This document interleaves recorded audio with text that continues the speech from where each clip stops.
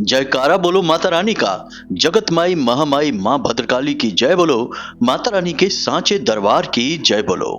कन्या राशि वाले बंधुओं, आप सभी का बहुत बहुत स्वागत है कन्या मंथन भिंड यूट्यूब चैनल में। बंधुओं, अगले 10 दिनों में यह एक चीज भूल कर भी किसी को मत दे देना, वरना शनिदेव का भयंकर प्रकोप आपके ऊपर टूट पड़ेगा और फिर आपके जीवन में आने वाला शुभ समय भी बर्बाद हो जाएगा और आप शनिदेव के क्रोध के सीधे पात्र बन जाएंगे। आपके जीवन में भयंकर नकारात्मक घटनाएं होनी शुरू हो जाएंगी, अनिष्ट घटनाएं होंगी जिन्हें आप सह भी नहीं पाएंगे। जी हाँ बंधुओं, यह कार्यक्रम आपके लिए असल में एक बहुत बड़ी चेतावनी है और यदि आपने इस कार्यक्रम को अंत तक देखा तो आप आने वाली कई भयंकर विनाशकारी घटनाओं को टाल देंगे, साथ ही साथ कुछ ऐसी बड़ी गलतियां करने से भी बच जाएंगे जिनसे आपके जीवन में बहुत बड़ा अनर्थ हो सकता है। जी हाँ बंधुओं, तो यह कार्यक्रम आपके लिए किसी रामबाण से कम नहीं है। हमने बहुत मेहनत करके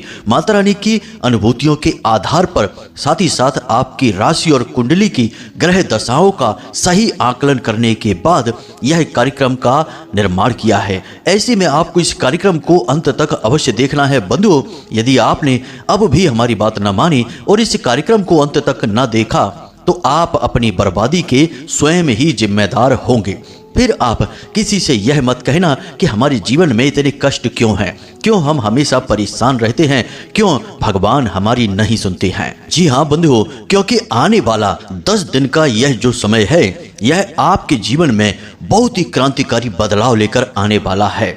परंतु यदि आपने भूल कर दी और यह एक चीज जो कि सीधे शनिदेव से जुड़ी हुई है, यह आपने किसी को भी यूं ही दे दी या दान कर दी या यूं ही मांगने पर उपयोग के लिए दे दी, तो आप शनिदेव के क्रोध के पात्र बन जाएंगे। वैसे भी बड़े लंबे समय के बाद आपके जीवन में शुभ घड़ियां, शुभ मुहूर्त और शुभ योग बने हैं। अब कहीं आप ऐसी भूल ना कर बैठना कि ये सारी शुभ घड़ियां एक बार में ही समाप्त हो जाएं। याद रखना कि शनिदेव वैसे तो बहुत ही दयालु है, परंतु इनकी क्रूरता की कोई सीमा नहीं है। एक बार शनिदेव यदि क्रोध होना शुरू हुए तो जातक को मरने की स्थिति तक भी पहुंचा सकते हैं, हर तरफ से बर्बाद कर सकते हैं, मिटा सकते हैं। तो ऐसे में आपको यह भूल नहीं करनी है। तो बंधुओं, कहने का मतलब यह है कि यह कार्यक्रम आपके लिए बिल्कुल समय अनुकूल है और हमने बहुत ही मेहनत करके तैयार किया है। परंतु यदि आप इस कार्यक्रम को देखेंगे ही नहीं, यूं ही बीच में छोड़कर चले जाएंगे, तो हमारी पूरी मेहनत पर पानी तो फिर ही जाएगा। साथ ही साथ माता रानी की सीधी कृपा और आशीर्वाद भी आप तक नहीं पहुंचेगा, जो कि हमने इस कार्यक्रम के माध्यम से आप तक पहुंचाने की कोशिश की है। तो कुल मिलाकर हमारी मेहनत और माता रानी की कृपा आप तक पहुंचे, इसके लिए आप इस कार्यक्रम को अंत तक अवश्य देखें। जी हाँ बंधुओं, तो बिना समय गवाए चलिए माता रानी का नाम लेते हुए, शनि देव का नाम लेते हुए इस कार्यक्रम की शुरुआत करते हैं। तो कमेंट बॉक्स में पूरे भक्ति भाव के साथ लिख डालिए, जय माँ भद्रकाली कृपा करो, जय शनिदेव कृपा करो। माता भद्रकाली और भगवान शनिदेव आपके ऊपर पूरी कृपा करेंगे, हमें पूर्ण विश्वास है। इसी के साथ साथ बंधुओं, इस माता रानी के छोटे से तुच्छ दास का आपसे एक छोटा सा निवेदन और है कि यदि आप इस चैनल कार्यक्रम पर पहली बार आए हैं तो इस चैनल को सब्सक्राइब अवश्य करें। ऐसा करके आप सीधी माता रानी की कृपा प्राप्त कर पाएंगे, क्योंकि आप माता रानी के परिवार के सदस्य बन जाएंगे। तो चलिए इस मौके को ना गवाइए, जल्दी से चैनल को सब्सक्राइब करिए, फिर आगे बढ़ते हैं। तो बंधुओं, अब ध्यान से सुनिए। चीजों से जुड़ी हुई जानकारी से संबंधित वीडियो हम आपको पहले भी कई बार दे चुके हैं और इस बार फिर आपको इसी से संबंधित जानकारी देने जा रहे हैं। अब हम आपको चीजों से संबंधित जानकारी समय समय पर इसीलिए देते हैं क्योंकि आपको इस बात को अच्छी तरह से समझ लेना होगा कि चीजों का सीधा संबंध ग्रहों से होता है। हमारे जीवन काल में हम जितनी भी चीजों का प्रयोग कर रहे होते हैं, उन सभी चीजों का कहीं ना कहीं किसी न किसी ग्रह से या फिर किसी न किसी दिव्य शक्ति से संबंध अवश्य होता ही है। अब चाहे वे चीजें आधुनिक हों या फिर प्राचीन काल की हों, जैसे कि आज के समय के जो इलेक्ट्रॉनिक डिवाइस होते हैं, मोबाइल फोन हुए या दूसरे बिजली से चलने वाले उपकरण हुए, उनका संबंध भी ग्रहों से होता है, जैसे कि राहु से होता है। और दिव्य शक्तियों से भी होता है, जैसे कि माता भगवती से इनका सीधा नाता जोड़ा जाता है। तो अब सोचने वाली बात यह है कि जब चीजों का संबंध ग्रहों से होता है तो फिर उन ग्रहों की ऊर्जा उन चीजों में समाहित रहती है और हमारे जीवन को प्रभावित करती है। अब इसी वजह से जिस भी जातक के कुंडली में राहु की महादशा चल रही होती है और राहु उसके हानि भाव में गोचर कर रहे होते हैं, तो उस जातक के जीवन में जो इलेक्ट्रॉनिक सामान है, जैसे घड़ी है, मोबाइल फोन है या दूसरी चीजें हैं जिनका वह प्रयोग करता है, वे लगातार खराब होती रहती हैं। बार बार रिपेयरिंग कराने के बाद भी वे ठीक से नहीं चल पाती हैं। ऐसे ही हमारे एक जानने वाले मित्र हैं, उन्होंने हमसे कहा कि वे जिस भी चीज को प्रयोग करते हैं, इलेक्ट्रॉनिक चीज को, जैसे कि घड़ी है, मोबाइल है या दूसरे अन्य सामान हैं, वे बार बार खराब होती हैं। और घड़ी का तो हाल यह है कि वे अपने हाथ में घड़ी बांध ही नहीं पाते हैं। कितनी भी अच्छी घड़ी लेकर वे आए, ज्यादा से ज्यादा एक आध महीने या 15 दिन ही वह घड़ी चलती है और या तो वह गुम हो जाती है या फिर खराब हो जाती है। तो कहने का मतलब यह है कि जो इलेक्ट्रॉनिक चीजें हैं वे उनके पास फलित नहीं हो पा रही थी। तो बाद में जब हमने उनकी कुंडली का सही आकलन किया तो पता चला कि उनकी कुंडली में राहु हानि भाव में गोचर कर रहे थे और उन्हीं की कुदृष्टि की वजह से इलेक्ट्रॉनिक चीजें उनके ऊपर फलित नहीं हो रही थी। बाद में फिर हमने उन्हें कुछ उपाय करने के लिए बोला, तो फिर उन उपायों से उन्हें थोड़ी राहत तो प्राप्त हो ही गई। इसी प्रकार एक और जातक थे, उन्होंने भी कुछ ऐसी ही कहानी सुनाई कि उनके घर में जो पीतल के बर्तन थे, कई बर्तन तो गुम हो गए और कुछ बर्तन इतने गंदे और मैले हो गए कि उन पर जो दाग लगे वो बाद में छूटे ही नहीं, पता नहीं क्या हो गया, और कुछ बर्तन टूट फूट भी गए। साथ ही साथ उनके घर में संतान को लेकर भी परेशानी थी, यानी कि संतान सुख से वो वंचित थे। और इसी के साथ साथ पति पत्नी के बीच में थोड़ी सी कलह भी रहा करती थी, आपसी प्रेम कम हो गया था। तो बाद में पता चला जब हमने उनकी कुंडली का आकलन किया कि उनकी कुंडली में गुरु नीच के थे और उन्हें हानि पहुंचा रहे थे और उन्हीं की पीड़ाओं से ये सारे कष्ट धीरे धीरे उनके जीवन में उत्पन्न हो रहे थे। तो बाद में उनको भी कुछ उपाय बताए तो उन्हें भी इन पीड़ाओं से राहत प्राप्त हुई। तो कहने का मतलब यह है मित्रों कि चीजों का सीधा संबंध ग्रहों की ऊर्जाओं से होता है, या यूं कहें कि चीजें ग्रह की ऊर्जाओं को लेकर चलती हैं। तो अब ऐसे में हमें इस बात का पूरा ज्ञान होना चाहिए कि हमारे जीवन में, हमारी कुंडली में कौन से ऐसे ग्रह हैं जो लाभ भाव में गोचर कर रहे हैं और जिनका पूरा लाभ हमें प्राप्त होगा। अब यदि आपने उन ग्रहों से जुड़ी हुई चीजें किसी को दान कर दी या यूं ही प्रयोग के लिए दे दी तो आप मुसीबत में पड़ जाएंगे, क्योंकि ज्योतिष का एक बड़ा ही सरल नियम है कि जिन ग्रहों की ऊर्जा सकारात्मक है, जिनका हमें सीधा लाभ प्राप्त हो रहा है, उन ग्रहों से जुड़ी हुई चीजें हमें किसी को भी नहीं देनी होती हैं। यदि हम ऐसा करते हैं तो अपनी खुशियां, अपनी बरकत, अपनी हर एक सुख संपत्ति को दूसरे के हाथ में सौंप देना होता है। और ठीक इसका उल्टा भी होता है कि जब कोई ग्रह हमें पीड़ा दे रहा होता है, परेशानी ज्यादा उत्पन्न कर रहा होता है, तो उस ग्रह से जुड़ी हुई चीजें हम दान कर देते हैं। जी हाँ मित्रों, या यूं ही किसी को प्रयोग के लिए दे देते हैं तो इससे भी हमारी पीड़ाएं कम हो जाती हैं।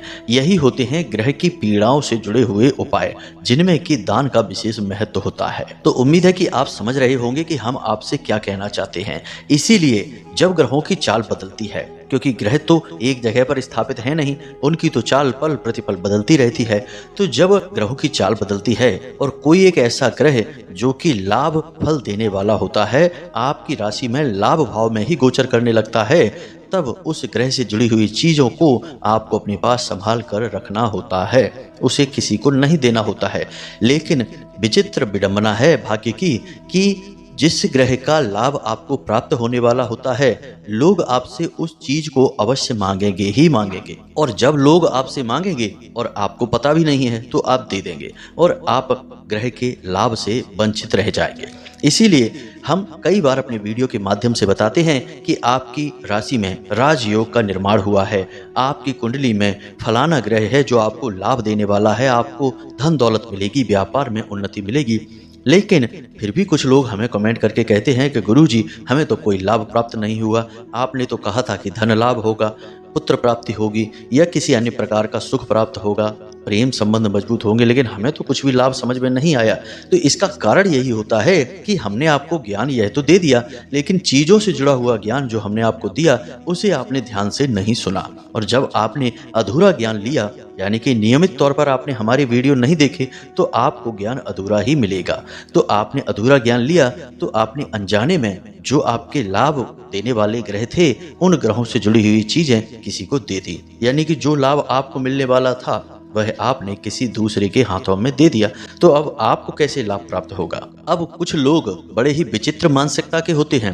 वे कहने लगते हैं कि हम तो नहीं मानते इन सब बातों को, हमें कोई मतलब नहीं है ज्योतिष से, ग्रह नक्षत्रों से क्या लेना देना हमको, हम किसी चीज़ को नहीं मानते, हम तो अपने काम पर ध्यान देंगे और उसी से हमारी उन्नति होगी।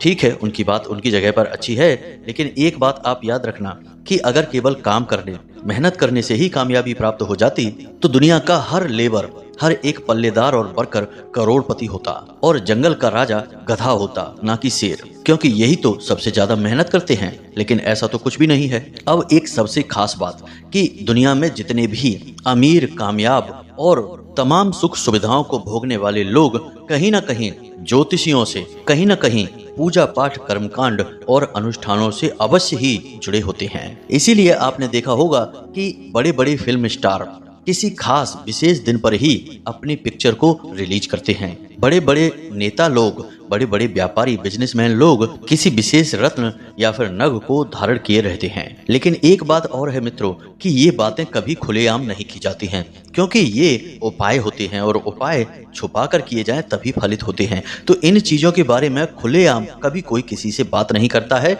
बस चुपचाप लाभ उठाता रहता है और जीवन में तरक्की प्राप्त करता रहता है। तो अब आपके आसपास आप थोड़ा सा ध्यान देकर देखना कि जो इंसान कामयाब है, लाखों करोड़ों में खेल रहा है और दुनिया भर की इज्जत और मान सम्मान लेकर बैठा है, वह कहीं ना कहीं किसी न किसी प्रकार से, किसी न किसी ज्योतिष से या फिर किसी धर्मगुरु और पूजा पाठ अनुष्ठान से अवश्य ही जुड़ा हुआ है। यानी कि धर्म और ज्योतिष से 100% कहीं ना कहीं से वह जुड़ा हुआ अवश्य होगा। अब यह बात जरूर है कि वह कभी किसी को यह बताएगा नहीं। अगर आप उससे पूछेंगे भी तो वह इन बातों को टाल जाएगा, कभी भी स्वीकार नहीं करेगा, लेकिन अंदर ही अंदर वह इन सब चीजों से बहुत ही गहराई से जुड़ा रहता है। तो मूल रूप से कहने का मतलब यह है कि आप चाहे मानो या ना मानो, लेकिन इन चीजों का पूरा प्रभाव आपके जीवन पर रहता ही है। अग्नि को चाहे आप मानो या ना मानो, लेकिन यदि अग्नि में आपका हाथ चला जाता है तो वह तो जलेगा ही जलेगा। इसलिए बेहतरी इसी में होती है कि मान लेना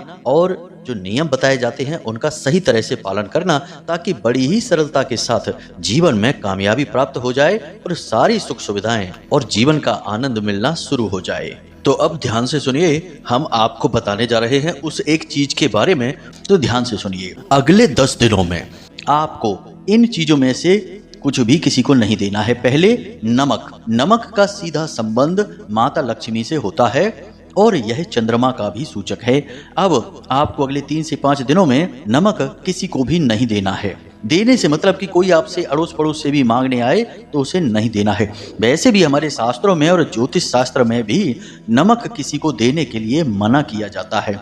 कभी किसी को नमक नहीं देना चाहिए। साथ ही एक छोटा सा नमक को लेकर उपाय यह भी है कि आप जिस भी ऑफिस में काम करते हैं, आपका काम धंधा व्यापार जो भी है, मतलब कि आप जहां पर बैठकर अपनी रोजी रोटी कमाते हैं, उस स्थान पर एक डिब्बी नमक, यानी कि कांच की डिब्बी होनी चाहिए, धातु की नहीं, प्लास्टिक की भी नहीं, या फिर चीनी मिट्टी की डिब्बी हो, जैसे नमकदानी कहती हैं, उसमें नमक भर के आप वहां अवश्य रखें। नमक बिल्कुल साफ सुथरा सफ़ेद होना चाहिए, कोई मसाले वाला नमक नहीं होना चाहिए। आप उस डिब्बी को वहां अवश्य रखें। उस डिब्बी को वहां रखते ही आपके कार्यस्थल पर माता लक्ष्मी की विशेष कृपा होने लगेगी, स्वयं माता का वहां वास हो जाएगा। दूसरा कि नमक को नकारात्मक ऊर्जाओं का शत्रु माना जाता है। अब आप यदि नमक की डिब्बी वहां रखेंगे तो इससे किसी भी प्रकार की नकारात्मक ऊर्जा भी आपके कार्यस्थल पर नहीं आएगी। तो आपको नमक अपने कार्यस्थल पर जरूर रखना ही चाहिए। तो यह तो हो गया नमक का। अब बात करते हैं दूसरी चीज की। दूसरी चीज है इत्र या फिर कोई परफ्यूम। जी हाँ बंधुओं, यह शुक्र का कारक होता है और आपकी कुंडली में जिस प्रकार से शुक्र की चाल हो रही है, उस हिसाब से आपको शुक्र की वजह से बहुत लाभ प्राप्त होने वाले हैं।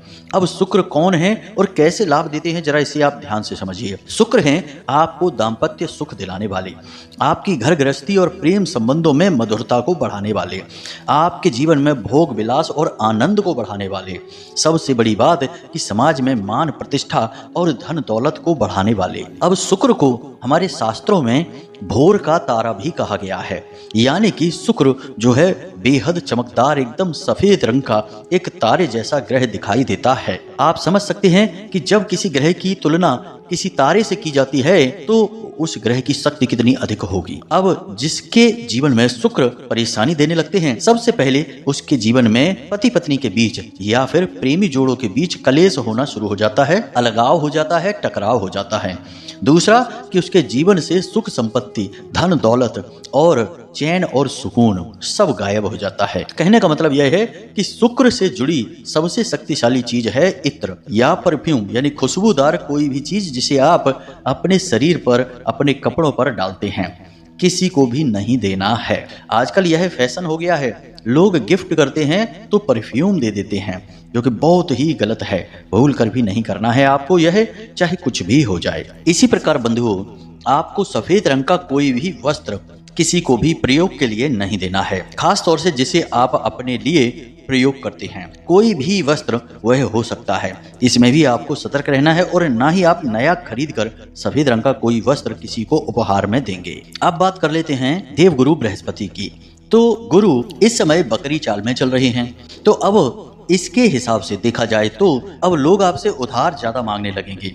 आप भी कहीं से उधार लेने की कोशिश करेंगे तो आपको आसानी से उधार मिल जाएगा, लेकिन आपका पैसा सही प्रयोग नहीं हो पाएगा।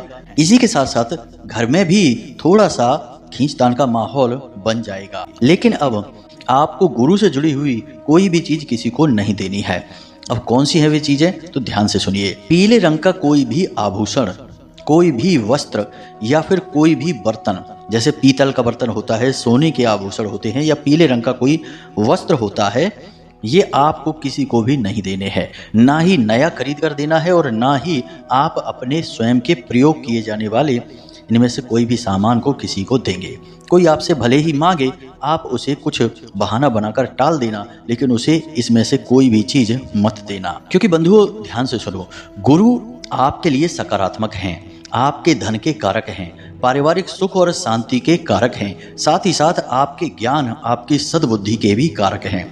अब यदि इनकी बकरी चाल में, क्योंकि बकरी चाल के समय तो ग्रह वैसे भी थोड़ा बहुत नकारात्मक प्रभाव देना शुरू कर देता है, ऐसे में यदि आप इनसे जुड़ी कोई चीज किसी को दान कर बैठेंगे तो आपके ऊपर इनके बहुत गहरे नकारात्मक प्रभाव पड़ेंगे।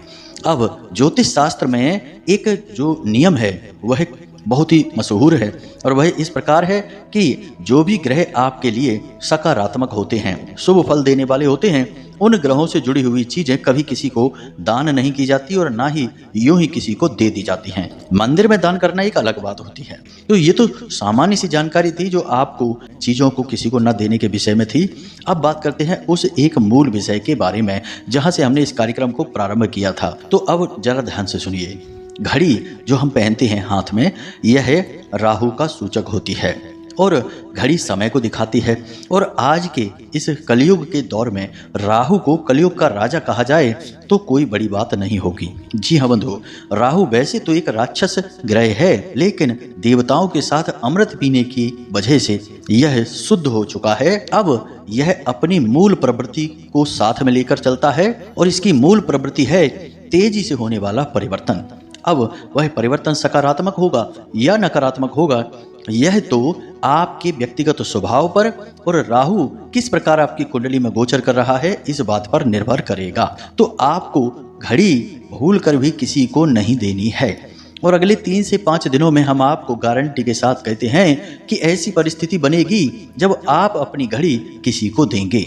और कोई फर्क नहीं पड़ता कि आप अपनी घड़ी अपने बेटे को दे रहे हैं, अपने भाई को दे रहे हैं या फिर किसी भी खास से खास रिश्तेदार को दे रहे हैं। आप तो इस भाव से दे रहे हैं कि चलो उसे खुशी प्राप्त होगी, लेकिन राहु को इन सब चीजों से कोई मतलब नहीं है।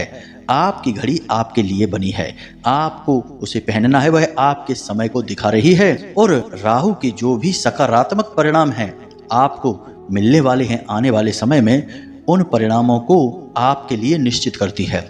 लेकिन यदि आप अपनी घड़ी किसी और को पहनने के लिए भी दे देंगे यूं ही कुछ समय के लिए, तो राहु के नकारात्मक परिणाम आपको सहने होंगे। और राहु जब नकारात्मक होता है तो बड़े से बड़े महल को भी पल भर में ध्वस्त कर सकता है, राजाओं को भी भिखारी बना सकता है और बड़ी ही तेजी से विनाश करने के लिए राहु मशहूर होता है। अब इस समय आपकी कुंडली में जो राहु की स्थिति बनी है वह केतु के ठीक सामने है और अब ऐसी स्थिति में राहु आपके ऊपर तीखी नजर बनाए हुए है। आपको बहुत संभल कर चलने की जरूरत है। जी हाँ बंधु, आपको राहु से जुड़े कार्यों को लेकर भी बहुत सतर्क रहना होगा। यानी कि आपके आसपास समाज में, आपके मित्र, आपके दोस्तों में, आपके रिश्तेदारों में जो लोग नकारात्मक हैं, गलत कार्यों को करते हैं, जैसे जुआ, शराब, सट्टेबाजी, वेश्यावृत्ति आदि में लिप्त रहते हैं, ऐसे लोगों से भी आपको दूरी बनाकर रखनी होगी। इनकी छाया भी आपके ऊपर नहीं पड़नी चाहिए, क्योंकि जैसे ही ये लोग आपकी संगत में आएंगे, आप इनके साथ उठेंगे बैठेंगे, आपका राहु सक्रिय हो उठेगा और आपके मन को तुरंत दूषित कर देगा। जी हाँ बंधुओं, राहु का प्रभाव आपके मन पर ही होगा, आपके विचारों पर होगा और तभी तो आपका जीवन बदलेगा। तो आपको नकारात्मक वातावरण से, नकारात्मक लोगों से भी दूरी बनाकर रखनी है। और फिर से हम कहते हैं कि अपनी घड़ी किसी को भी नहीं देनी है और इस समय काल में आपको नई घड़ी भी किसी को खरीद कर नहीं देनी है और अपनी स्वयं की तो भूल कर भी किसी को मत दे देना। और एक सबसे अच्छी बात हम आपको बता दें, जिससे कि आपका राहु बहुत ही मजबूत हो जाएगा और शुभ परिणाम देने वाला होगा। पहली चीज कि आप नकारात्मक चीजें, नकारात्मक बातें अपने जीवन से दूर कर दीजिए, नकारात्मक लोगों से दूर हो जाइए। पहला तो आपको यही करना होगा। दूसरा कि आप जो घड़ी पहनते हैं उस घड़ी को पूरा दिन सोते समय भी आपको पहनना है, उतारना नहीं है। नित्य क्रियाओं को करते समय आप उतार दें, लेकिन बाकी पूरे दिन आप उस घड़ी को पहन कर रखें। इससे राहु प्रसन्न होता है। हर एक कामकाजी इंसान को घड़ी हमेशा पहननी ही चाहिए, इससे उसका राहु शुद्ध होता है, शुभ होता है। दूसरा, आपको एक उपाय यही भी करना है कि जितनी जल्दी हो सके, आज आप इस कार्यक्रम को सुन रहे हैं तो कल ही आप भोले बाबा के मंदिर में काले तिल, काले रंग के कपड़े में एक पोटली बनाकर दान करके अवश्य आएं। आपको करना यह है कि एक काले रंग का कपड़ा लेना है, उसमें थोड़े से यानी एक मुट्ठी काले तिल लेने हैं और काले धागे से लपेट कर एक पोटली बनाने ली है और उस पोटली को ले जाकर आपको भोले बाबा के मंदिर में शिवलिंग के पास रख देना है। बस इतना सा आपको करना है। इससे आपका राहु बहुत अधिक सक्रिय हो उठेगा और आपको सकारात्मक परिणाम देगा। यह उपाय बहुत ही शक्तिशाली है और आज के इस समय में आपके लिए बेहद अनिवार्य है। आपको इसे करना ही चाहिए। बाकी घड़ी वाली हमने बात आपको खुलकर बता ही दी है कि आपको दिन भर घड़ी पहने रहना है, उसे पल पल पर उतारना नहीं है। याद रखना बंधुओं, जिसको राहु तारे उसे फिर कोई न मारे और जिसको राहु मारे उसे फिर कोई न तारे। यह ज्योतिष की सबसे फेमस लाइन है। इस लाइन में क्या कहा जा रहा है, इसे आप बिल्कुल ध्यान में अपने रखना, चित्त में रखना। यह राहु की शक्तियों का बखान है असल में। तो उम्मीद करते हैं कि आपको सारी बातें समझ में आ गई हैं। अब इन बातों को अपने जीवन में अवश्य उतारना, तो आपके जीवन में कोई भी नकारात्मक घटना ना तो होगी और ना ही आपको कोई परेशानी होगी, तकलीफ ही आपके जीवन में नहीं आएगी। और दूसरी बात कि यदि कोई इन बातों से जुड़ा हुआ प्रश्न आपका हो तो आप मैसेज करके पूछ लें या फिर कमेंट करके भी पूछ सकते हैं। समय मिलते ही हम आपके प्रश्नों के आपको जवाब अवश्य देंगे। इसी के साथ साथ आज के इस कार्यक्रम को समाप्त करते हैं। हमेशा हंसते रहिए, मुस्कुराते रहिए, सकारात्मक रहिए और माता रानी पर अपनी विश्वास और आस्था बनाए रखिए। दिन में एक बार मंदिर अवश्य जाइए। मिलते हैं अगले ज्ञानवर्धक कार्यक्रम में, तब तक के लिए धन्यवाद। प्रेम से बोलिए जय माई की, जय माँ भद्रकाली। माता रानी आपका कल्याण करें।